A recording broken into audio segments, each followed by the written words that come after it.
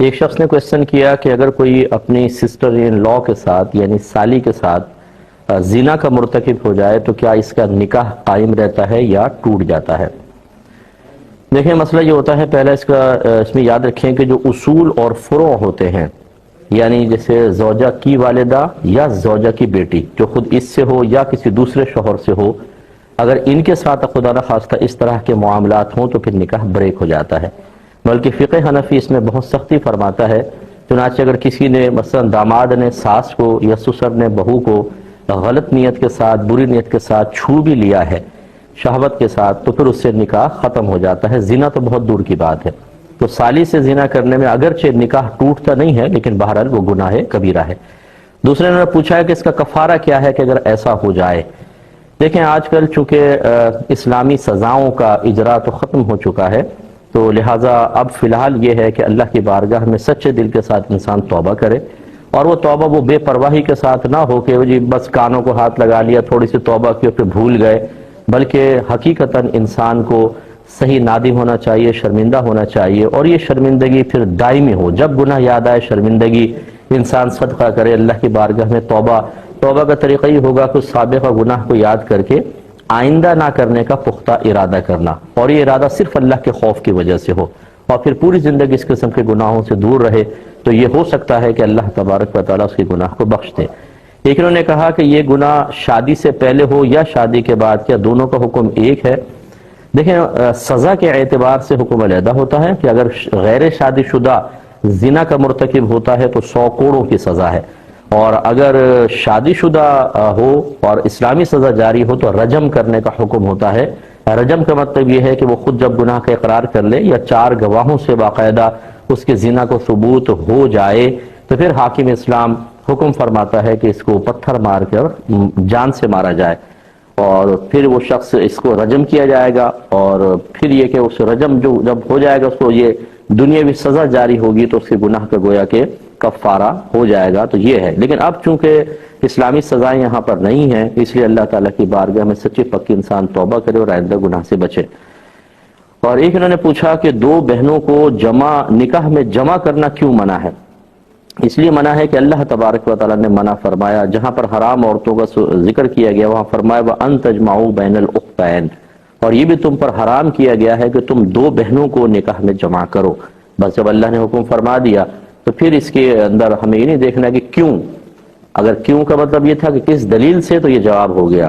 اور ویسے فقہا نے ضرور فرمایا کہ جو قریبی رشتے ہوتے ہیں جیسے خالہ بھانجی ہے اور پھپھی اور بھتیجی کو ایک نکاح میں جمع کرنا، ایسی 2 سگی بہنوں کو، یہ اس لیے خاص طور پہ منع ہے کہ جب یہ آپس میں سوکن بنے گی تو ایک سوکن دوسری سوکن سے نفرت عموماً رکھتی ہے طبعی لحاظ سے، تو یہ چیز قطعی رحمی کی طرف جائے گی، لے کے جائے گی، یعنی رشتے ٹوٹیں گے، اس لیے شریعت نے اس چیز کو محبوب نہیں رکھا ہے۔ ہاں یوں ہو سکتا ہے کہ ایک بہن سے نکاح ہے، پھر وہ فوت ہو گئی تو اس کے بعد دوسری بہن سے نکاح کر لیا، اور یا پھر ایک بہن سے نکاح خدا نخواستہ کوئی طلاق کی صورت بن گئی، اس کے بعد دوسری بہن سے نکاح ہو سکتا ہے، لیکن ایک ساتھ دونوں کو ایک ہی نکاح میں جمع کرنا، یہ ایک ساتھ نکاح میں جمع کرنا شرعاً درست نہیں ہے۔ انہوں نے کہا کہ عورت پر سسرال میں کس کس کا حق ہوتا ہے، مثلا دیور جیٹ وغیرہ ظلم کریں تو؟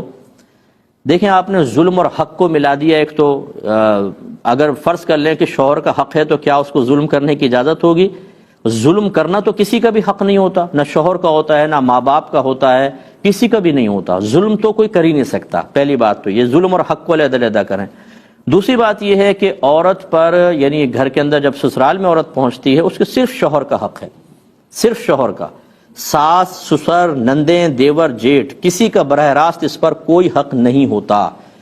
بہو پر اپنے ساس کی خدمت کرنا بھی واجب نہیں ہے، ہاں اگر وہ اپنے ماں سمجھتے ہوئے ان کی خدمت کرے تو ایک عام مسلمان کے ساتھ اچھا سلوک کریں، آپ کو ثواب ملے گا، وہ تو پھر شوہر کی والدہ ہے، بہت بڑی سعادت کی بات ہے۔ اپنے سسر کی خدمت کریں، یہ سعادت کی بات ہے۔ یا عورت کے ذہن میں ہو چلو میں ماں باپ کی ان کی خدمت کرتی ہوں ساس سسر کی تو میرا شوہر کا دل خوش ہوگا، یہ خوش ہوگا تو اس کی خوشی کے وسیلے سے اللہ تبارک و تعالیٰ کی خوشنودی مجھے حاصل ہوگی، یہ بہت اچھی بات ہے۔ لیکن یہ جو ہم نے اپنے پاس سے بنا لیا کہ جی دیور کا بھی حق ہے، جیٹ کا حق ہے، اور وہ اگر آپ ان کے مطالبے کے مطابق حق پورا نہ کریں تو پھر ظلم ہوگا، یہ بالکل غلط ہوتا ہے۔ ایسے لوگوں سے پہلے حق کی تعریف پوچھی جائے میں گارنٹی سے کہتا ہوں کہ حق ہی نہیں پتا ہوگا کہ حق کہتے کس کو ہیں، کیونکہ ہمارا تو بڑا تجربہ ہے نا، یہ میرا حق ہے، یہ میرا حق ہے. بھئی حق کیا کسے کہتے ہیں پہلے یہ تو سمجھا دو. یہ تو معلوم نہیں لیکن میرا حق ہے. یہ عجیب و غریب بات ہے کہ آپ کو یہ تو پتہ ہی نہیں کہ حق کی تعریف کیا ہے اور پھر یہ میرا حق ہے.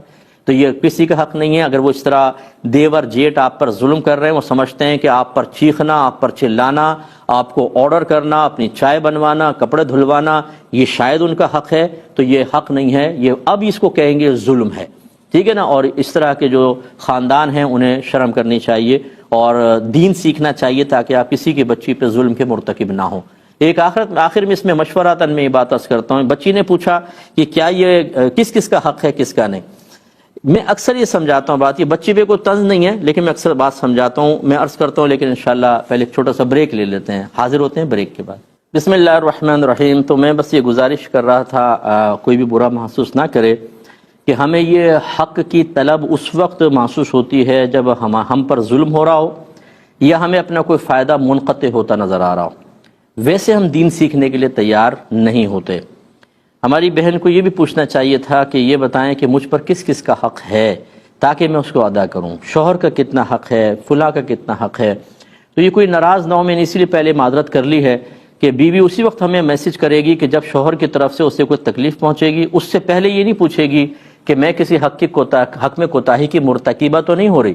شوہر پیار کر رہا ہے، پکنک پہ لے کے جاتا ہے، زیور کے سیٹ بنا کر دے رہا ہے، گھر میں سب ہنسی خوشی ہیں، کبھی دین سیکھنے کا ہمیں بالکل خیال تک نہیں آئے گا. شوہر کا موڈ آف ہو جائے گا، شوہر ضرورتیں پوری نہیں کرے گا، پھر ہم فوراً معلوم کریں گے کہ یہ بتائیں کہ میرا کیا حق ہے، شوہر میرا حق ادا نہیں کر رہا. اس وقت آپ کو کویسچن کرنا کوئی ناجائز نہیں کہہ رہا ہوں، لیکن جب ہم خوشی کے موقع پر ہوں، جب اولاد فرما برداری کر رہی ہو، ہمیں بظاہر کوئی تکلیف نہ پہنچا رہی ہو، جب بیوی بالکل فرما برداری کر رہی ہو، اس وقت بھی پوچھ لیں کہ کوئی ایسا تو نہیں کہ میں حق میں کوتاہی کر رہا ہوں، بظاہر ہمارا ماحول بہت اچھا ہے لیکن ہو سکتا ہے ہم غلطی کر رہے ہوں اور مسلسل گناہ گار ہو رہے ہوں. اس لیے دین سیکھنا صرف اس وقت ضروری نہیں ہے، نہ دین سیکھنے کا فقط اس وقت ذہن بنائیں جب اپنے مفادات پہ ضرب لگ رہی ہو، جب کوئی پریشانی محسوس ہو رہی ہو، بلکہ دین فی نفسی ہی سیکھنے والی چیز ہے. طلب العلم فریضۃ علی کل مسلم، آپ کے نبی نے فرمایا کہ علم کا سیکھنا ہر عاقل بالغ مسلمان مرد و عورت پر فرض ہے. یہ تو نہیں فرمایا کہ جب تمہیں ضرورت ہو تب فرض ہے، مطلقاً فرض ہے. ایک دین کا حصہ ایسا ہے کہ جسے ہر عاقل بالغ مسلمان مرد و عورت کو سیکھنا ہوگا.